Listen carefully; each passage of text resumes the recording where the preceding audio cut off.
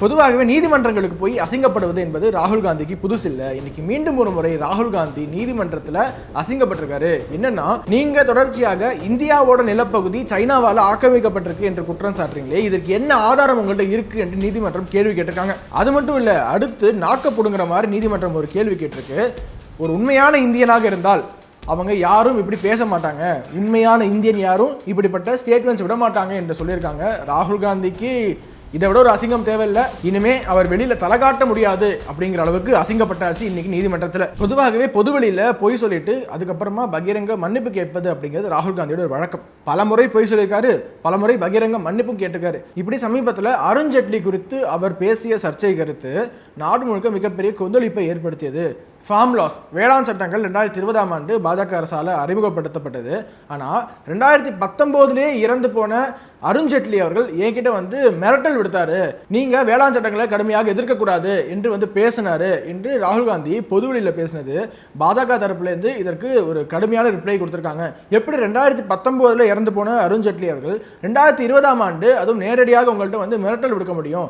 I remember when I was fighting the farm laws. He's not here anymore, so really I shouldn't say it, but I will. And Arun Jaitley ji was sent to me to threaten me. And he said, you know, if you carry on down this path, opposing the government, fighting us on the farm laws, we will have to act against you. I looked at him and said, I don't think you know who you're talking to. I don't think you have an idea who you're talking to. Because we are Congress people.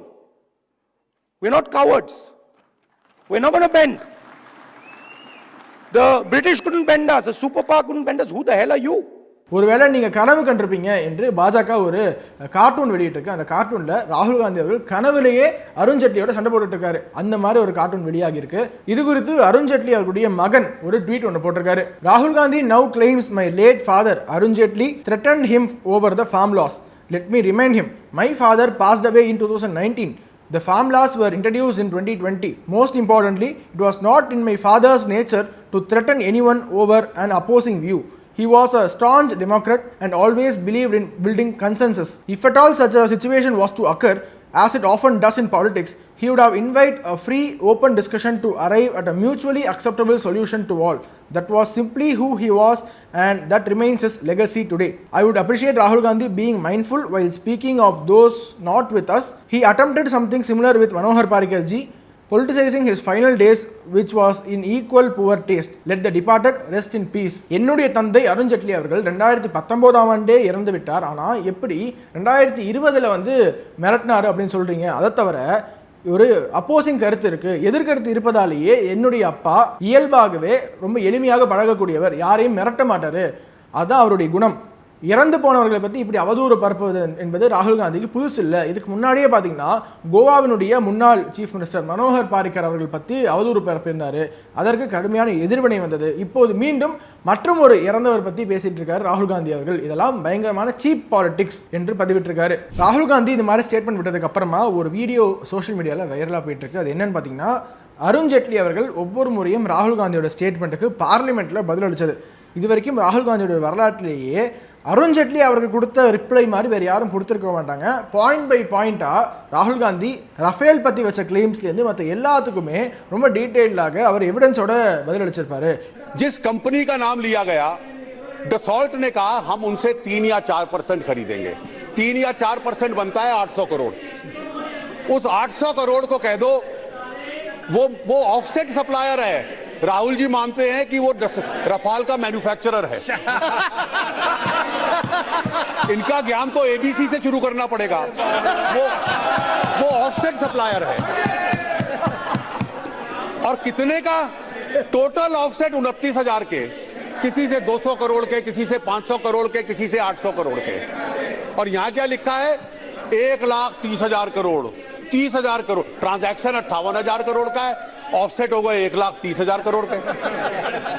मतलब इतनी नासमझी, एक ऐसे दल में जिसने 60 साल तक देश पे हुकूमत की हो, इसकी कम से कम हमें अपेक्षा नहीं थी. இப்போ அருண்ஜெட்லியினுடைய மகன்லேருந்து பாஜக தலைவர்கள் என்று ஒட்டுமொத்த தேசமும் ராகுல் காந்தி மன்னிப்பு கேட்டே ஆக வேண்டும். ஏன்னா ஒரு மறைந்த தலைவர் குறித்து அவதூறு, அதுவும் இவ்வளோ பெரிய ஒரு அபானமான குற்றச்சாட்டு. அவர் மறைந்தது ஒரு வருஷம், இவர் அதுக்கு அப்புறமா வந்து என்ன மிரட்டினார்கள் என்றெல்லாம் சொல்வது ஏற்றுக்கொள்ளவே முடியாது என்று சொல்லிட்டு இருக்காரு. ஆனால் மன்னிப்பு கேட்பாரா? கேட்பாருங்க. ஏங்க மன்னிப்பு கேட்கறதுக்கு தானே பிறந்திருக்காரு. அவர் பிறந்ததுலேருந்து இப்போ வரைக்கும் மன்னிப்பு அவ்வளோ தடவை கேட்டிருக்காரு, நீதிமன்றங்களில் போய் கேட்டிருக்காரு. 2019ஆம் ஆண்டு சுப்ரீம் கோர்ட்டில் contempt case for chowkidar chor ஹை ரிமார்க், அதாவது சௌக்கிதார் சோர் ஹை, நம்மளுடைய பிரதமர் ஒரு திருடர் என்று நேரடியாக குற்றம் சாட்டியதற்கு 2019ஆம் ஆண்டு சுப்ரீம் கோர்ட்ல போய் மன்னிப்பு கேட்டு வந்திருக்காரு. 2014ஆம் ஆண்டு எலெக்ஷன் கேம்பெயினிங் அப்ப ஆர்எஸ்எஸ் தான் காந்தியை கொன்றது என்று பிரச்சாரம் பண்ணிட்டாரு. அதுக்கப்புறம் வந்து இல்ல நான் அப்படி சொல்லல, இண்டிவிஜுவல்ஸ் அசோசியேட்டட் டு ஆர்எஸ்எஸ், ஆர்எஸ்எஸ்ஐ சார்ந்து இருக்கக்கூடிய ஒரு சில இண்டிவிஜுவல்ஸ் தான் காரணம் என்று சொல்லியிருக்கேன். அப்படியே பிளேட்டை திருப்பி பேசினாரு. இதே மாதிரி தான் ரஃபேல் போர் விமானத்தில் பாஜக அரசு ஊழல் செஞ்சிருச்சு என்று தொடர்ச்சியாக பேசிக்கிட்டே வந்தார். அதுக்கப்புறம் இல்லை அப்படி ஊழல் பண்ணலை என்று போய் மன்னிப்பு கேட்டார். தினந்தோறும் போய் சொல்கிற மாதிரி இப்போ இந்தியன் டெரிட்டரியை சீனா ஆக்கிரமிச்சிருச்சு என்பதற்கு உங்கள்கிட்ட ஆதாரம் இருக்கா என்று கேட்டதற்கு இல்லை என்கிட்ட ஆதாரம்லாம் கிடையாது என்று சொன்னதற்கு தான் நீதிமன்றம் இப்பொழுது ஒரு உண்மையான இந்தியனாக இருந்தால் இப்படி யாரும் பேச மாட்டாங்க. நீதிமன்றம் கேட்குற கேள்வி தான் நம்மளும் கேட்குறோம். உண்மையிலேயே உங்களுக்கு அந்த இந்திய உணர்வு அப்படிங்கிறது இருக்கா அப்படிங்கிறது மிகப்பெரிய டவுட்டாக இருக்கு. உண்மையிலேயே இந்திய உணர்வு இருந்தால் நீங்கள் எதற்காக சைனீஸ் கம்யூனிஸ்ட் பார்ட்டி கிட்ட போய் ரகசிய ஒப்பந்தம் போட போறீங்க? ஷி ஜின்பிங்கை பார்த்து ஒரு ரகசிய உடன்படிக்கை எட்டி MOU சைன் பண்ணியிருக்கீங்க. இன்று வரை என்ன ஒப்பந்தம் என்பதை பொதுவெளியில் வெளியிடவே இல்லை. 2008 பீஜிங்கில் ஒலிம்பிக்ஸை போய் நீங்களும் உங்கள் அம்மாவும் சோனியா காந்தியும் பார்த்துருக்கீங்க. டோக்லாம் கிளாஷ், இந்திய படைகளும் சீன படைகளும் நேருக்கு நேர் மோதும் பொழுது நீங்கள் இந்தியாவுடைய எக்ஸ்டர்னல் அஃபேர்ஸ் மினிஸ்ட்ரி கிட்டேருந்து ப்ரீஃபிங் எடுக்காம சைனீஸ் அம்பாசிடர் கிட்டேருந்து ப்ரீஃபிங் எடுத்திருக்கீங்க. ஆனால் என்ன கிளைம் பண்ணுறீங்க? சைனா நம்மளுடைய டெரிட்டரி ஆக்கிரமிச்சிருச்சு, சைனா நம்மளுடைய டெரிட்டரி ஆக்கிரமிச்சிருச்சு என்று கேட்குறீங்க இல்லையா? உண்மையிலேயே சைனா நம்மளுடைய டெரிட்டரி ஆக்கிரமிச்சது 1962ஆம் ஆண்டு யுத்தத்தில் பல்லாயிரக்கணக்கான கிலோமீட்டரை ஆக்கிரமித்தது. அதற்கு பேர் புதுசாக அக்ஷய் சீனே பேர் வச்சாங்க. நேரு அப்போ பார்லிமெண்ட் என்ன சொல்றாரு? Not even a single blade of grass grows there, ஒரு புல்லு பூண்டு கூட முளைக்காத ஒரு இடம் என்று சொல்றாரு. அதுக்கு சக MP ஒருவர் எந்திரிச்சு என் மண்டையில கூட தான் முடியே வளரல, இதையும் தூக்கி சைனா கொடுத்துடலாமா என்று கேட்டதற்கு நேரு கிட்ட பதிலே இல்லை. அப்போ ஒரு புல்லு பூண்டு கூட முளைக்காத இடம்னா அதை தூக்கி கொடுத்துருவீங்களா? இந்தியாவுடைய டெரிட்டரியை காம்ப்ரமைஸ் பண்றாங்க என்று குற்றச்சாட்டு வைக்கிறீங்களே. அக்ஷய் சீனை கொடுத்ததுலேருந்து அடுத்து கச்சத்தீவை கொடுத்தது யாரு? நீங்க கச்சத்தீவை கொடுத்ததுனால தான் இந்தியாவுடைய கடல் எல்லை சுருங்கி போய் நம்மளுடைய மீனவர்கள் ஒவ்வொரு முறையும் இலங்கையாக கைது செய்யப்படுவதற்கு காரணம் நம்மளுடைய கடல் எல்லை சுருங்கினதால் தான். அந்த கடல் எல்லை சுருங்கினதுக்கு காரணம் நீங்கள் கச்சத்தீவை தாரி வர்த்தது. ஸோ நீங்கள் மட்டும் இல்லை, உங்கள் அப்பா, தாத்தா, பாட்டி, கொள்ளு தாத்தா என்று யாருக்குமே இந்தியாவை பற்றி பேசுவதற்கு அருகதையே கிடையாது. ஏனென்றால் இப்போ நம்மளுடைய கண்ணு முன்னாடி அக்ஷய் சீன் இருக்குது. அக்ஷய் சீனா ஆக்கிரமிச்சது உங்களுடைய ஆட்சி காலத்தில் என்று இருக்குது. இதை தான் நீதிமன்றம் கேட்குறாங்க. எதன் அடிப்படையில் இப்பொழுது இந்தியாவுடைய டெரிட்டரியை சைனா ஆக்கிரமிச்சிருச்சு என்று சொல்றீங்க? நீங்க நேரில் போய் பார்த்தீங்களா? உண்மையிலே நீங்க ஆக்கிரமிச்சிருக்குன்னு குற்றம் சாட்டிங்கன்னா நேரடியாக போங்க. எந்த இடத்துல சீனா ஆக்கிரமிச்சிருச்சு என்று நினைக்கிறீங்களோ அந்த இடத்துல இந்த பக்கம் பார்டர்லேருந்து இங்க பாருங்க, இது இந்தியன் டெரிட்டரி, ஆனால் சைனா ஆக்கிரமிச்சிருச்சு என்று ஒரே ஒரு ஊசி முனை இடத்தை உங்களால் சொல்ல முடிஞ்சதா? இல்லை. இது வரைக்கும் ஆதாரமே இல்லாமல் எத்தனையோ குற்றச்சாட்டுகள். இந்தியாவை சிறுமைப்படுத்த வேண்டும், இந்திய ராணுவத்தை சிறுமைப்படுத்த வேண்டும், ஒட்டுமொத்த இந்தியாவுடைய டெமோக்ராட்டிக் ப்ராசஸை டிஸ்டர்ப் பண்ணணும். ரீசெண்டாக ஒரு ஸ்பீச் கொடுத்திருந்தாரு. அதில் எங்கள்கிட்ட ஒரு ஆட்டம் பாம் இருக்கு, அந்த ஆட்டம் பாம்பை மட்டும் போட்டோம்னா இனி ஈஸியே இருக்காது, எலெக்ஷன் கமிஷனே இருக்காது. So it means that election commission இல்லை என்றால் எலெக்ஷன் நடக்காது.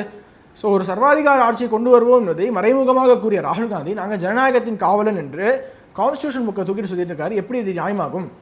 और जो हमें मिला है वो एटम बॉम्ब है, मतलब एटम बॉम्ब है, फटेगा तो आप इलेक्शन कमीशन आपको दिखेगा नहीं हिंदुस्तान. பீகார்ல ஸ்பெஷல் இன்டென்சிவ் ரிவிஷன் நடத்துவதன் மூலமாக பல லட்சம் கணக்கான வாக்காளர்கள் நீக்கப்பட்டிருக்காங்க. Okay, super. இதையொட்டி தேஜஸ்வி யாதவ் RJD கட்சியினுடைய தலைவர் அவர் என்ன சொல்லியிருக்காரு? என்னுடைய பேரை வாக்காளர் பட்டியலில் நீக்கிட்டாங்க என்று ஒரு குற்றச்சாட்டு வச்சிருந்தாரு. அதற்கு எலெக்ஷன் கமிஷன் ஒரு ரிப்ளை கொடுத்திருக்காங்க. என்னன்னா 2 எபிக் நம்பர் சொல்றாங்க. அதுல RAB 0456228 அண்ட் RAB 2916120 இந்த 2 எபிக் நம்பர் எங்கிட்ட இருக்கு என்று இவர் தேஜஸ்வி யாதவ் கிளைம் பண்றாரு. ஆனா எலெக்ஷன் கமிஷன் என்ன சொல்லிருச்சுன்னா, நீங்க சொன்னீங்களே முதல் நம்பர் RAB 0456228 இது மட்டும் தான் நாங்கள் உங்களுக்கு கொடுத்தது. ஆனால் RAB 2916120 என்ற ஐடியா நாங்கள் உங்களுக்கு கொடுக்கவே இல்லை. அப்புறம் எப்படி அது உங்கள்கிட்ட வந்திருக்கோம்? நினச்சி பாருங்க, பீகாரினுடைய துணை முதலமைச்சராக இருந்தவர், அவர் பீகாரில் ஒரு மிகப்பெரிய கட்சி, இங்கே எப்படி திமுக அதிமுக இரு பெரும் கட்சிகளாக இருக்கிறதோ அங்கு ஆர்ஜேடி அவ்வளோ பெரிய ஒரு கட்சி, அதனுடைய ஒரு தலைவர் 2 ஓட்டர் ஐடி எபிக் நம்பர் வச்சிருக்காரு, அதில் ஒன்று நீக்கப்பட்டிருக்குங்கிறாரு.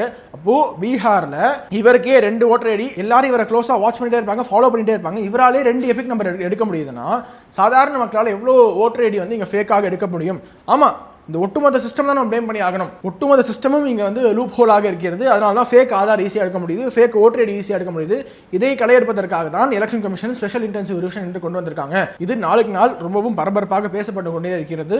ஆரம்பத்தில் ஸ்பெஷல் இன்டென்சிவ் ரிவிஷன் எதிர்த்தாங்க.